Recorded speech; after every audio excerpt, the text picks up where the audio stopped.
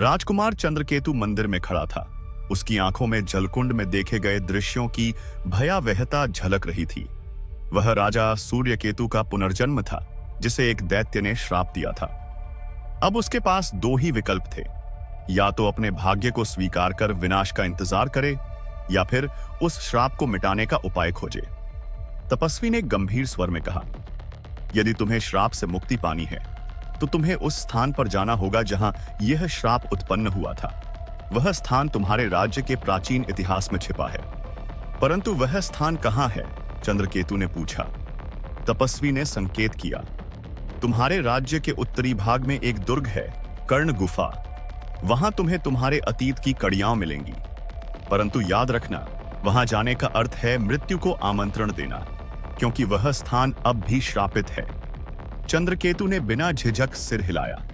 मैं अपने राज्य की रक्षा के लिए किसी भी विपत्ति का सामना करूंगा। राजमहल लौटने के बाद चंद्रकेतु ने राजा पृथुसेन से कर्ण गुफा जाने की अनुमति मांगी। राजा चिंतित हो उठे। वह स्थान अपशकुनी है, वहां जाने वाले कभी लौटकर नहीं आते। परंतु चंद्रकेतु ने प्रण किया कि वह समाप्ति अपने श्राप का सामना करेगा। अंततः राजा ने अनिच्छा से अनुमति दे दी और चंद्रकेतु अपने सबसे विश्वस्त सेनापति वीरभद्र और 100 सैनिकों के साथ कर्ण गुफा की ओर रवाना हुआ। रास्ते में जंगल घना और भयावह होता गया। सूर्यास्त होते ही अजीब अजीब ध्वनियां आने लगी। चंद्रकेतु को महसूस हुआ कि कोई शक्ति उन पर नजर रख रही थी। तभी एकाएक एक भयंकर तूफान उठा और उनके सामने एक रहस्यमयी वृद्ध स्त्री प्रकट हुई। वापस जाओ राजकुमार। उसकी आवाज में एक अजीब कंपन था। कौन हो तुम? चंद्रकेतु ने तलवार निकालते हुए पूछा। वृद्धा हंसी और बोली, मैं इस गुफा की रखवाली करने वाली हूं। जो कोई यहां आया वह जीवित नहीं बचा। क्या तुम भी अपनी मृत्यु को बुलाने आए हो? मैं यहां अपने अतीत की सच्चाई जानने आया हूं, चंद्रकेतु ने दृढ़ता से कहा। वृद्धा ने गहरी सांस ली और कहा, तो सुनो, कर्ण गुफा वह स्थान है जहां राजा सूर्यकेतु और दैत्यराज वृत्रासुर के बीच अंतिम युद्ध हुआ था। तुम्हारे पूर्व जन्म के पापों का भार इस गुफा में अब भी कैद है। यदि तुम अंदर जाओगे तो तुम्हें अपने श्राप का वास्तविक कारण जानना होगा। चंद्रकेतु ने साहस दिखाते हुए गुफा में प्रवेश किया। गुफा के अंदर एक रहस्यमयी आभा थी।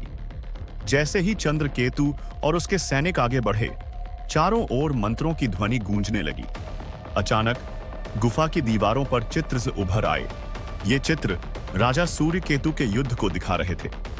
पहला चित्र एक विशालकाय युद्ध, जहां सूर्यकेतु अपनी सेना के साथ किसी भयंकर दैत्य से लड़ रहे थे। दूसरा चित्र, सूर्यकेतु ने किसी रहस्यमयी शक्ति का उपयोग कर दैत्य की सेना को नष्ट कर दिया था।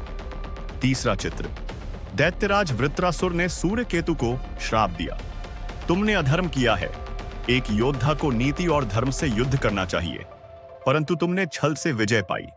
इस पाप के कारण तुम्हारा अगला जन्म भी युद्ध और विनाश से बंधा रहेगा। चंद्रकेतु सिहर उठा। यह सत्य था। उसका पूर्व जन्म अधर्म से बंधा था और इसीलिए वह श्रापित हुआ था। तभी गुफा के अंदर एक औरत की चीख सुनाई दी। सभी सैनिक सतर्क हो गए। अचानक गुफा की गहराइयों से धुएं का एक भयानक साया उठा और धीरे धीरे एक राक्षसी आकृति में बदल गया। तुम वापस क्यों आए हो सूर्यकेतु? चंद्रकेतु स्तब्ध रह गया। मैं सूर्यकेतु नहीं हूं, मैं चंद्रकेतु हूं और मैं अपने श्राप को समाप्त करने आया हूं। भूतिया आकृति ठहाका लगाकर हंसी। श्राप का अंत केवल एक ही तरीके से हो सकता है, या तो तुम स्वयं इसका प्रायश्चित करो या तुम्हारा वंश समाप्त हो जाए। गुफा अचानक हिलने लगी। तुम्हें अपनी नियति स्वीकार करनी होगी राजकुमार। चंद्रकेतु को लगा जैसे कोई अदृश्य शक्ति उसे जकड़े से जकड़ रही हो। उसके भीतर अचानक ऊर्जा प्रवाहित होने लगी। वह समझ गया कि यह उसकी अंतिम परीक्षा थी। गुफा में ही अचानक चारों ओर अंधकार छा गया। सैनिक भयभीत हो गए, लेकिन चंद्रकेतु ने अपनी तलवार उठा ली। तभी गुफा में से भूतिया योद्धाओं का दल प्रकट हुआ। ये वही योद्धा थे जो सूर्यकेतु की सेना में थे और जो अधर्म के कारण मृत्यु को प्राप्त हुए थे। एक भयंकर युद्ध छिड़ गया। चंद्रकेतु और उसके सैनिक पूरी शक्ति से लड़े, परंतु यह कोई साधारण युद्ध नहीं था। यह उसके आत्मा और अतीत की परीक्षा थी। चंद्रकेतु ने अपनी तलवार से एक एक योद्धा को परास्त किया, परंतु तभी वृत्रासुर की आत्मा पुनः प्रकट हुई। अभी तुम्हारी परीक्षा समाप्त नहीं हुई चंद्रकेतु। यदि तुम इस श्राप से मुक्त होना चाहते हो तो तुम्हें अपने पापों का प्रायश्चित करना होगा। क्या तुम तैयार हो?